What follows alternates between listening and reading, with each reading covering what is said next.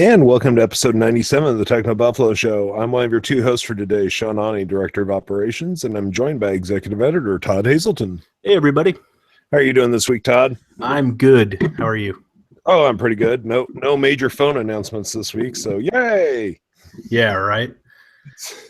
That was the Note 7 last week. Although, it's already cooking up. Today there's a rumor now that the iPhone event September 7th, iPhone 7 event, and then, but the MacBook Pro is not going to be there. And last night there's also on September 7th a PlayStation 4 Neo event in New York City. It's just like, so while there weren't events, there's been a lot of announcements or leaks or stuff that's showing us we have a busy fall coming up. Okay, I'm behind on reading the rumors. Oh. No MacBook Pro? Yeah, okay, so that was fresh this morning. Mark Gurman, who's now at Bloomberg, I think we talked about him a little bit last episode. Obviously, he's the guy that seems to know all of this stuff all the time. He was at 9 to 5 Mac for a while. Now he's at Bloomberg. Report this morning said it was basically about the MacBook Pro, okay? So like the OLED bar at the top of the keyboard. They said there's going to be a fingerprint reader, the Touch ID, I guess up there somewhere too. Thinner, possibly colors, I guess they've been discussed. I don't know. AMD discrete graphics, which is interesting because I'm pretty sure for the longest while these MacBook Pros have been using NVIDIA GeForce. Yeah, they have been. Graphics. Yeah. Couple of other things. So I'm just trying to get you really excited, and then I'm going to let you down here. Then he said the iPhone 7 event is September 7th, but that the MacBook will not be there. So I don't know when we're going to get that now. I reached out to him on Twitter, publicly. They just say, hey, when's it going to be? Is it October? So they're missing the back to school season entirely, as we already know. We're kind of in the heat of it right now. Right. But then you're like, all right, are you going to get to the holiday season with these things? And do people buy laptops for holiday gifts? I don't even know. I would say there will have to be an October event because we need updates to the iMac, the MacBook Pro, the Mac Pro, who knows? Right. But there's a lot of stuff that's desperately in need of updates. And fine, if you don't want to do it at the iPhone event, if you don't want it to share the stage, then by golly, just go ahead and have another event or just release the stuff on your store. We don't need an event every single time. Yeah, but I feel like if it has, in general, I think that's probably true. They don't need to have an event for it, but they probably want to show off that OLED bar, a touchscreen function bar. Be like, oh, you can make apps for it and access all this stuff and yada, yada, yada. That's my guess. Yeah. Good grief. Because the iPads are in need of updates too. So, well, the 9.7 is relatively new, right? And the iPad Pro was maybe last spring. It wouldn't be October, would it? It used to be October for iPads, but I feel I don't know. I don't know. We'll see. Apple's keeping us all in mystery. Maybe there's a story going around that there's a manhunt going on for someone that broke into an Apple building. They were probably looking for the Mac release schedule. Yeah, I saw that this morning. You sent it along. What was the full story there? Did you read that whole story? No, I didn't. I just saw it go by, but burglarizing Apple's offices or something?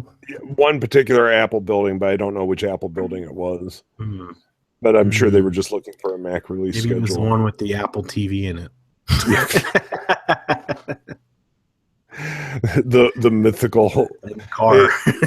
Wherever the Apple TV is stored, I'm also positive that's where Apple keeps their unicorns. Yeah. All mythical devices and creatures go into the same building. But what if the headline was Grand Theft Auto at Apple campus? Oh, they must be stealing a car. Oh, not employee cars, the secret car. Anyway. Good Lord. Well, have been a couple things to discuss this week that are not phone related. First up and foremost would probably be the Delta story. For those that didn't follow along, on Monday morning, Delta's computers went down due to a power outage in Atlanta, which is their hub. And it has now come out that, yes, they did have backup power, but it failed for some reason. But what we did discover was they have no redundancy systems and that they're still using legacy systems, which no one has said how old, but the feeling was pretty old. They have to be those old ones that, like with the cursor that blinks. What operating system was that back then? Before Windows 3.1 or whatever? Like, They're using the old Xerox system that Mac and Windows copied. And that for them to modernize, it's not a matter of just going out and buying new equipment. What I've been hearing is we're talking years. Mm. How could any company that large and responsible for that many lives be this far behind? Yeah, I wonder if they took that approach, like if it ain't broken, don't fix it. But ultimately, like, is that legal? To like have a system where it is so bad, in fact, that Roy Choi, our editor-in-chief, who's traveling, where is he? Up in San Francisco? No, he's up in Canada. Up in Canada via San Francisco, I guess. He said he was with somebody in the airport who had been traveling for 27 hours straight on Delta, and not like because they were coming, across the Atlantic or something. 27 hours straight because of the system. And you have to wonder, like, is it legal? Because, that's it's like not an emergency, right? But it is. But you're like holding customers back who have paid money, who expect to be somewhere, and when it fails, you have no system to say, okay, here's what we're going to do. We're going to get you on this flight. Like they can't do anything like that. That has to be illegal. Well, did you hear about the fact that they had no way to send out a message to the Delta app, so people were still showing up at the airports thinking their flights were on time?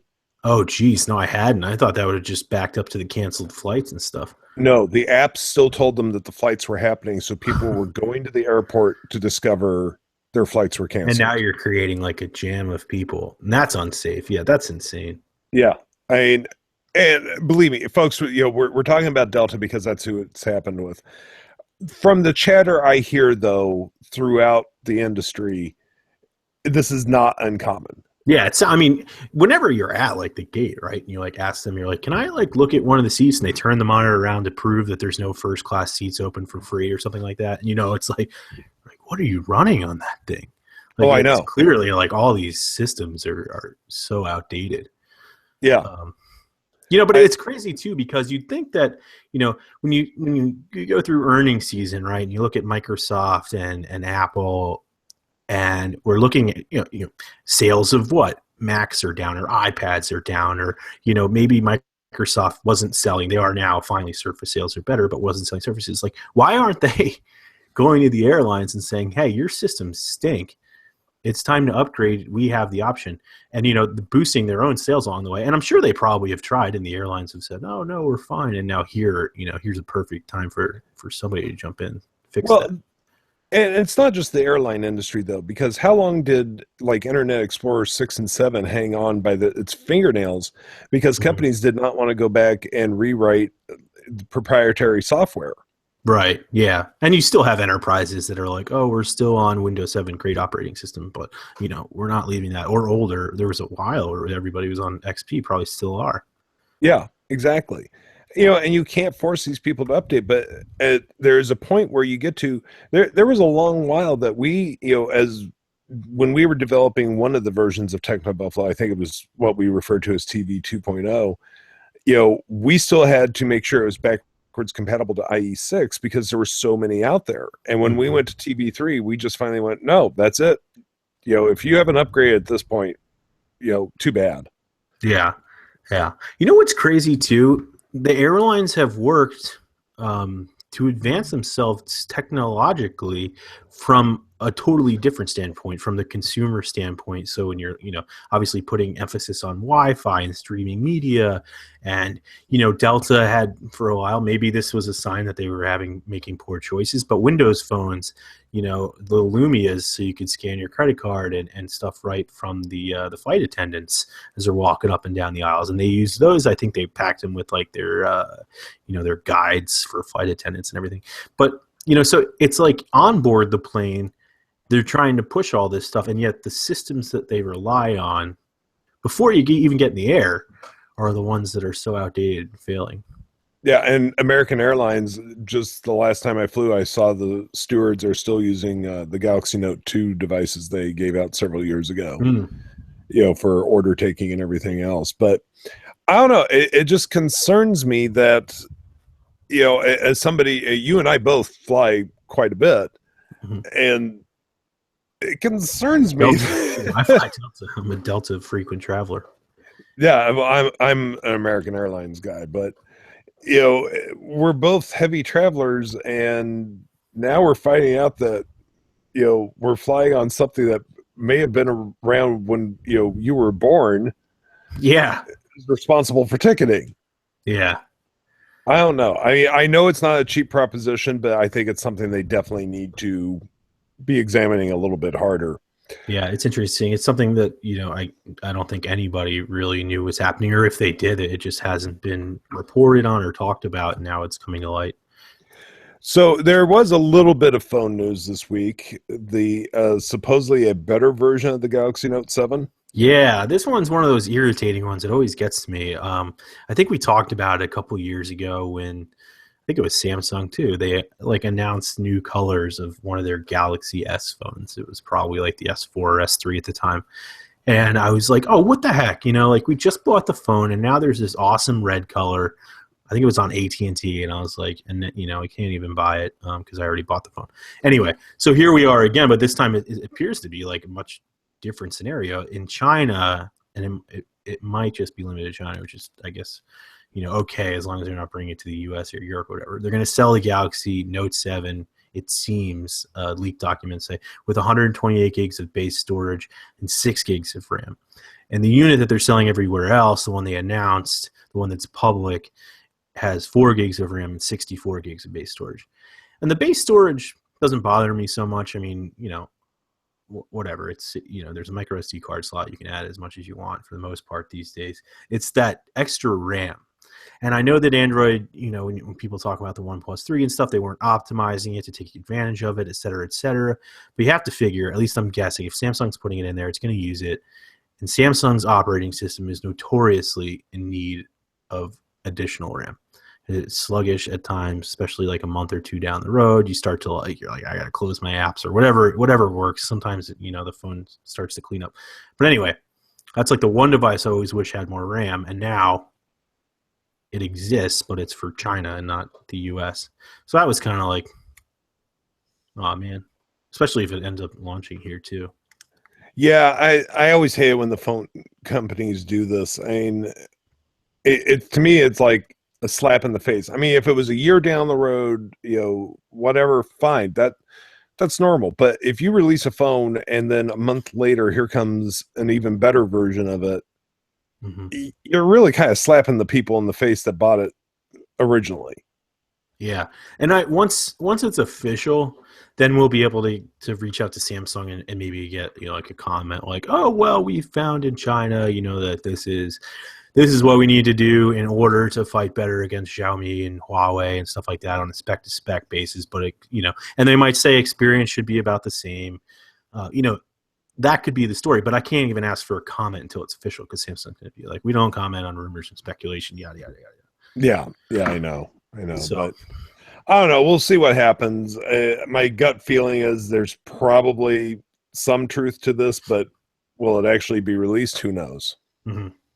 You never know. Or it might be some special edition like they've done with, like the Iron Man phone or the Shield phone or whatever. Yeah, and the other thing is, too, it's possible that the Note 7, I keep wanting to call it 6, even though I know it's 7 and I've been writing it forever. The Note 7 is, like totally awesome with RAM or whatever. I don't know. Because they did kind of optimize TouchWiz a little bit. It's a different version than what's on my S7 Edge. So, maybe it is fine. I don't need that 6 gigs, but it would be the first time. So speaking of business decisions, and that's kind of a horrible segue, but I'm going for it anyway. Speaking of business decisions, we had the news this week that Walmart is purchasing Jet.com for $3.3 billion. Yeah. I understand Walmart wants to compete with Amazon online, but badly. And $3.3 billion to Walmart, it was like somebody went and shook out the couch cushions. But at what point do you stop throwing money at a losing proposition? Yeah, well, it's funny, and I think I saw somebody tweet about this too, like, hey, Walmart, like, welcome to e-commerce or something. Like, this has been going on for like a decade from Amazon, longer. And it's, nobody thinks, I don't think, that you boot up your web browser and say, I'm going to go to walmart.com and order this. And they're trying to get us to start thinking that because they just started, some of their delivery services, I think, have sort of like that Prime kind of shipping within a certain number of days and stuff like that. And I guess jet.com will probably help it boost its selection of things. Because when I think of Walmart, I think of like, where I'm going to go to get pillows for my futon and like hand soap or something, or like a new crate, to store magazines in. Like, I don't think of it for anything else, maybe a crappy bike. But when I think of Amazon, I'm like, oh, it's this huge marketplace of stuff. And so Walmart's job now is to convince us that you're not just going to Walmart to get, no name brand shoes and, junk. Not junk. I mean, it's necessary stuff we all need. It's why Target exists and Walmart does well. But it doesn't have the same, Amazon. I'm like, oh, I can get whatever I want there. And I think Walmart needs to try to show us that it can do that too. And this is its attempt at doing it. What's so funny to me is shortly after Amazon launched, I still had my comic book store, and I was talking with my store manager one day about it, and he and I both said, the biggest competitor that Amazon could have would be Walmart, because think about it, they have thousands of distribution centers. Right. They have trucks coming in every night. They can just deliver your product to the store, and then they could hire some cheap drivers to drive it all out. Exactly. We came up with that idea nearly 2 decades ago, and Walmart's still going, I wonder how we tackle e-commerce. Yeah. Well, it's funny because it's exactly it.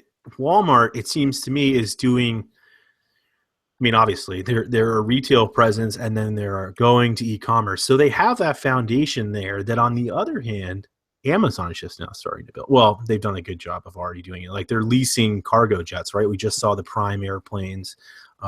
We posted them on the site, and they have their trucks, that are bringing things everywhere, and they have, their delivery services all lined up. That obviously Walmart's been doing this for a long time, and so they have that in place. Now they've just got to convince people, don't go to Amazon, go to walmart.com, go to jet.com, and they will. Jet.com is going to exist separately still, so it's not going to be like, maybe they'll build it in. Obviously they should kind of try to merge them together, but it is going to be a matter of trying to get people there. And I don't know what it is. Maybe they're going to have their own kind of Prime deals that it's going to have to cost less, right? Because Walmart doesn't have streaming video, and Walmart doesn't have, perks that Amazon's offering its Prime customers. It just has these products. So right. Yeah. I mean, you're not going to get Prime Music. You're not going to get Prime Videos. You're not going to get the Kindle e-lending library. But here's the thing. What if, and this just popped into my head, what if Walmart tapped Netflix and said, all right, let's do this. Let's take on Amazon together. Somebody signs up for Walmart. That's what happens if Amazon and Walmart merge. It's Walmazon. Well, Walmart does have Walmart does have a streaming service called Vudu, which... Oh, right. I'm sorry. You're right. They do have that. But But it's not the same thing as Prime or anything like that. And about the only reason anyone knows about Vudu is because there's stickers on every Blu-ray in Walmart going, you can watch this on Vudu too. Right. And it's on like every Roku box and stuff. I forgot they own Vudu. But yeah, so say they do like this partnership, and you're like, okay, now, maybe I'll pay for Walmart Prime because I'm getting Netflix in there and, all these other things. I don't know. That's just my idea. If I was Walmart, I'd try to figure something out, because that's a tough battle. Yeah, I don't know what they're going to do. To break Amazon's stranglehold on e-commerce is going to be a heck of a battle, and Walmart really has no one to blame but themselves. If they had jumped into this game in a bigger way a long time ago, we wouldn't be having this conversation. Yeah. But Walmart dragged their feet, and now they're going, oh, I guess this Amazon thing's not going away. Oh, it's not just a bookstore. Yeah, exactly. And the final topic that we wanted to start everything off this week was with Hulu announcing that it was ending its free streaming solution, which according to Hulu, not that many people were using anymore. For those that don't know, if you watched Hulu for free, you could not watch it on, say, a Roku or an Amazon Fire TV. It was strictly on the computer. You had less episodes. So most people had already transitioned to at least the $7.99 version, if not the $11.99 ad-free version. Mm-hmm. But I do think this is a rather large step in the streaming world that Hulu has done away with that free level. Yeah, I found it surprising. I don't use Hulu because I just incoming call. I don't use Hulu because I do Sling TV and I use and Netflix and Amazon stuff, and that's like enough for me. But I was kind of surprised because I feel like Hulu is sort of always that staple where if you were getting your feet wet in the streaming industry, it was like, okay, I can start to see what this is all about. Even if the offering wasn't very good, you could at least, okay, that's what people are doing. They're streaming this. Whereas, like Sling TV and Netflix, I guess you have like a free month trial or something, but, it's not initially free. And I think there's still the audience, the people those services are probably trying to attract are still the folks that are like, I don't want to enter my credit card in online. And so you need to give them something free right off the bat, I thought. But, clearly there just wasn't that interest, and Hulu, has enough people on its prime plans, which is a good thing for them. And I don't think it sounds like it's just good riddance all around. It sounds like nobody was like upset. So yeah, I'm amazed. Normally, there's teeth gnashing and fists in the air, and I've heard nothing. Yeah, make Hulu free again. Yes, that's what we're all going to go. So we're going to throw it open to questions as we do each week, and we have a lot coming in, some from Twitter and some from Google Hangouts, which, by the way, everyone that mentioned last week that they could not find the thing, I went and made a bit.ly link for you. I hope that at least worked until I figure out what the other issue is going on. From Michael Prieto on Twitter, to both of us, what streaming services do you subscribe to, and where is the state of cord cutting? Well, I think we just addressed, I subscribe to all the big ones, and Todd just listed what he subscribes to. The state of cord cutting, we're hearing more and more that the networks, revenue is down. And everyone knows it's cord cutting. The networks have tried to say, oh, no, cord cutting is not having that big of an effect. Well, that's malarkey. You look at any of the revenue streams for any of the cable, commercial supported channels, essentially, and they're all down. There are not less people in this country. There are just that many more people going, hey, you know what? I can do this for a lot less money if I stream it all. Yeah, if you get it somewhere else. And I don't know what the licensing fees are, and I don't follow those companies enough to know the numbers, but I will say that the experience on Sling TV is very good. It has been for me. And for a while it was like, oh, you can't get baseball or you can't get sports and stuff like that. And that's all changing, especially if you have a Roku box and you get MLB on there and stuff. And then they actually just today, Sling TV announced NFL Network, which is going to be part of the Sling TV Blue package. There's two packages. I forget what the other one is, but your initial whatever chief packages you sign up for, it's like $20 a month. So that gets NFL Network, and then I guess right now you pay $5 and you can get NFL Red Zone. So for football people who, including myself, like last year, my wife and I were like, hey, we got to keep cable because we got to watch football games. Otherwise, we got to go somewhere like a friend's house or out to a restaurant or something to watch the football games or to the game itself. Now, I don't have to get cable, and I was worried about this fall, but I'll have hopefully some games right through the NFL Network. And Red Zone, if you're not familiar with it, has all the touchdowns on Sundays, all the big plays and stuff. So that's pretty cool. Yeah, I think the state of streaming of cord cutting is getting better and better, and it's getting that much more enticing to finally pull the trigger. Yeah. From Mr. Sean, thoughts on Facebook trying to kill clickbait, not going to feature stories that show you will never believe.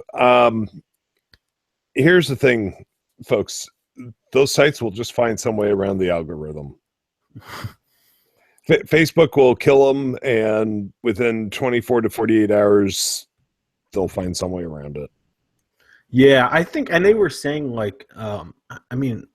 it seemed like they were kind of clear on it can't be you won't believe this, or shocking that, but it also seemed a little bit like if you're not very clear in your headline, then we're not going to give you, access on our network or to let you post. And that's kind of scary because, look, it's not just Facebook. It's not just today's journalism game. It has forever been. It's how people sold magazines. You put a lead, like something that draws the reader in. It's like the number one rule of writing, right? Like something that draws the reader in, whether it's the headline or the lead or something.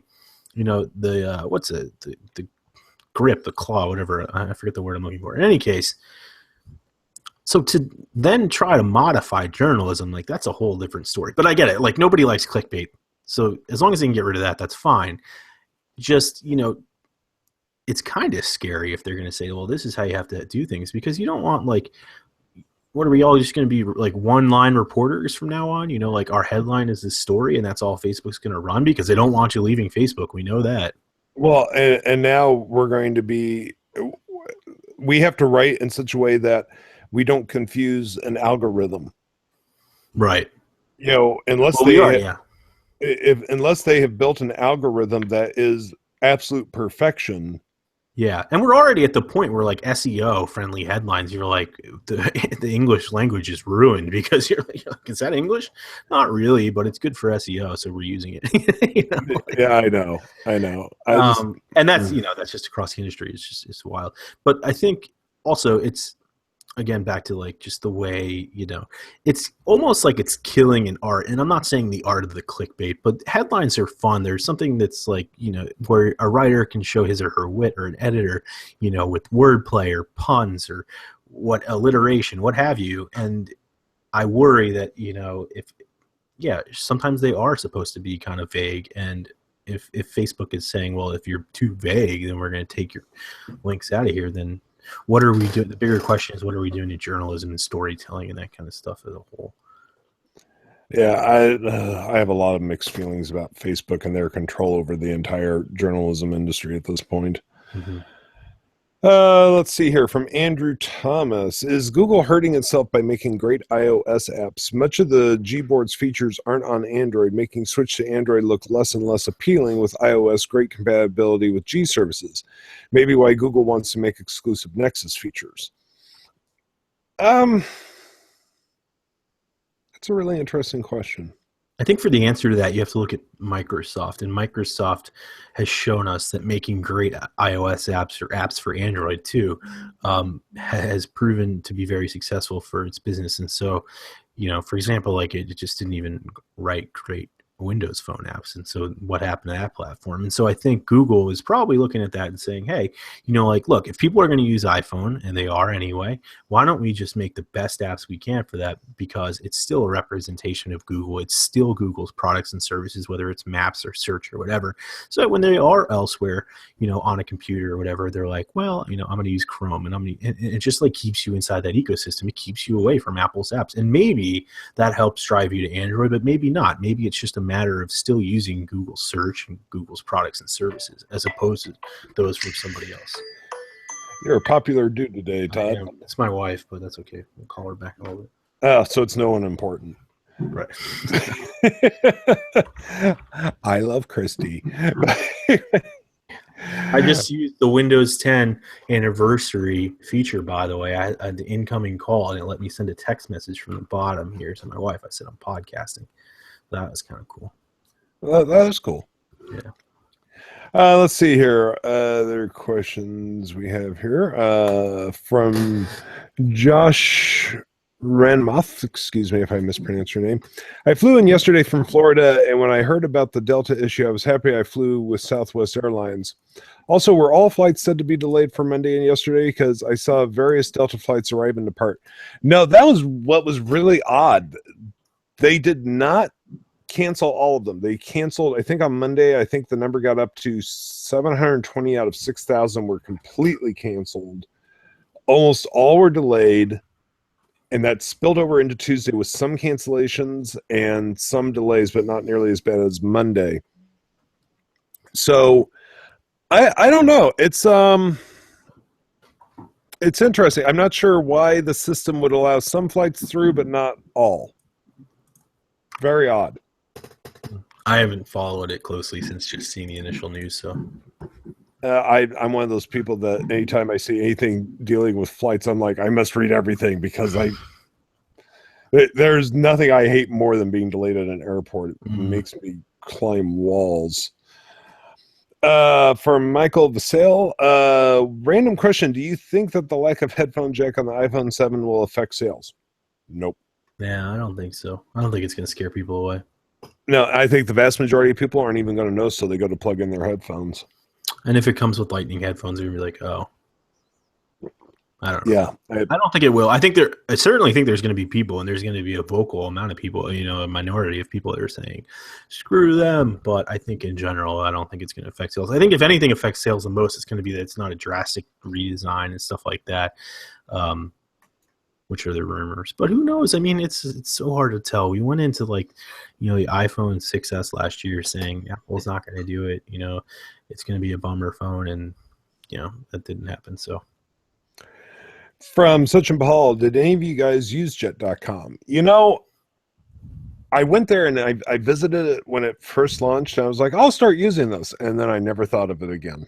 Yeah, I was the same thing. I think they had an offer for a little while too, where there was a big discount on some stuff if you bought there in a certain amount of time, and I haven't used it. Yeah, I mean, I have absolutely nothing against jet.com, but I've been using Amazon since 98, I think. It's ingrained in me at this point. Well, yeah, I mean, and that's the problem here that Walmart faces with everybody, not just us. People, I mean, if you like Amazon, why am I going to use jet.com? I can just do that at Amazon.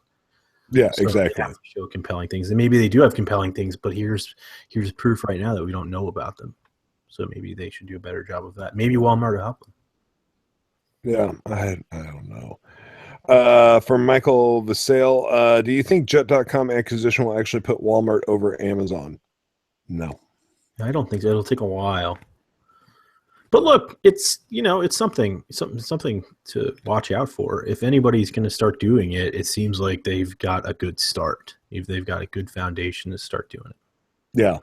I wish them all the luck in the world. I'm not sitting here and saying, Amazon for life. I'm not going to get a giant chest tattoo of, dedicating my love to Amazon. Well, Todd, I mean, it will go right along with that giant eagle you have on your chest. But I think there's just too much of an uphill battle at this point. I wish them all the luck in the world, but I don't think they can do it. They might not need to either. They might, you don't have to necessarily go out to beat Amazon to still do a good job and have a profitable business. So exactly, to do whatever they're doing well. Exactly. From Andrew Thomas, do you feel like Apple is forcing you to use Force Touch for no reason in iOS 10? Like there is no swipe to reply or text messages from notifications, forcing users to Force Touch on the notification to reply, which take up the entire screen. I have not used iOS 10 yet, so I cannot speak to this. And I guess I could see your point why you would feel like it's forcing you to do those things if those are the things you do. But I honestly don't even really use Force Touch. And so I guess I haven't even felt forced to use it because I just don't. But I guess if you're looking for those kinds of things and you feel like you need to use Force Touch, then yeah. Sorry, my microphone fell. That's going to be loud. Enjoy, audio listeners. 34 minutes. From Sachin Bahal, which airlines do you prefer to fly on? I am American and Todd is Delta. I'm a Delta frequent flyer. I love Virgin America too. They're all pretty well, I think this is one of those situations. I'll step up on my loyalty points soapbox. I am the king of loyalty points. Anywhere I can earn a loyalty point for any program, I'm going to do so. Right. And it may, by no means am I sitting around going, American Airlines is the best. No, I just had the most points with them and decided I needed to lock on to one airline and just keep going. Funny fact, I belong to every major airline's mileage program, even if I've never flown them. Because I never want to take, I never want to, all of a sudden an emergency happens that I have to fly somebody. I don't want to leave those points on the table. I belong to every major airline's mileage program. I belong to every car rental company's program. But how do you what good is a mileage program if you don't have miles with them? But what if though? Let's say sometimes we don't have a choice on which airline we fly because of a company paying for it. Right, like prices. Right. So let's say I end up flying that airline and I go, wow, this is the greatest airline ever. I want to have those miles from that first trip. Oh, yeah, that's true. But you can always do retroactive after the fact. I just like having a stack of cards that could choke a horse. There you go. There you go. Yeah, I mean, it's true. For a long time, I mean, you were the one that told me, hey, what are you doing? Start earning miles with somebody. And it's great because there are, no matter what airline you fly, but eventually you start to earn the perks. And you should go to the points guy, tpg.com. Great site for like learning more about that stuff. And actually, one of the guys that used to work in Engadget works over there now. He's actually the editor-in-chief.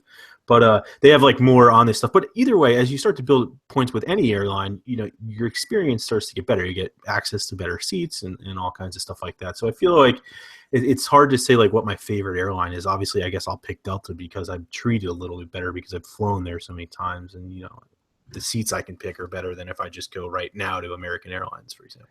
Yeah, I mean, like I've flown Frontier and I like them a lot, but they aren't far enough out there yet because they were flying me through some weird airports that I've never gone through to get me where I was going. I mean, but they were perfectly nice planes, right? And the service was great. They don't fly to all the places I need to go. Mm-hmm. Mm-hmm. Yeah, that's one of the downsides with Delta. Like when I fly to California, if I'm not flying direct and I can't get that flight, I gotta transfer to like Minneapolis or something like that, and that can be kind of a pain. I love it when they fly you completely out of your way. I mean, at least for you. Yeah, there's like no out of the way. It's like up or down. For you, middle. I mean, yeah, they may take you too far north, which I would qualify Minneapolis as. Mm-hmm. But I love it. Like. Since Americans merged with U.S. Air, sometimes they want to fly me to Charlotte before they fly me to California. I'm like, that's not happening. Yeah, let's go in the wrong direction. I've started taking a crazy early flight because it's got the best route. But yeah. Oh, good grief. From Andrew Thomas, what's going on with Google Allo and Duo? I have no idea. Todd? Yeah, I don't know. Yeah, I guess we got to wait for NuGet's release and stuff like that until we get updates on it. They're talking about like the new messaging client and stuff, which is sort of like we're going to have Allo. We're also going to have iOS 10 with messages. Messages are about to get a lot like more fun, I think, with stickers and all kinds of stuff like that. The bots. So I don't know when though, because we don't have a release date for NuGet, and I think we got to wait for that first. From Michael Vasile, I heard you guys use Slack. Do you like it? Would you recommend it? And is there anything you'd change? I do like it, which is interesting because I'm not a big. I prefer one-on-one IMing. Mm-hmm. I'm sure you've noticed, Todd. I actually do use Slack way more than I ever used Basecamp. Campfire. Campfire, yeah. Well, which is made by Basecamp. Yeah, whatever. Basecamp, yeah, whatever. Yeah, I wasn't a huge Campfire fan. I like Slack. I still prefer one-on-one conversations and just regular old IM because I'm an old fuddy-duddy. There are parts of me that both love the fact that Jiffy is integrated, and there are parts of me that hate that Jiffy is integrated. Yeah, because you can send funny pictures and stuff, and sometimes things get out of. For anyone that uses Slack, if you want to have real fun, enter the Jiffy command and enter my last name, AUNE. I'm not going to tell you what you're more likely going to see. Yeah, every single time for some reason. It's hilarious to us.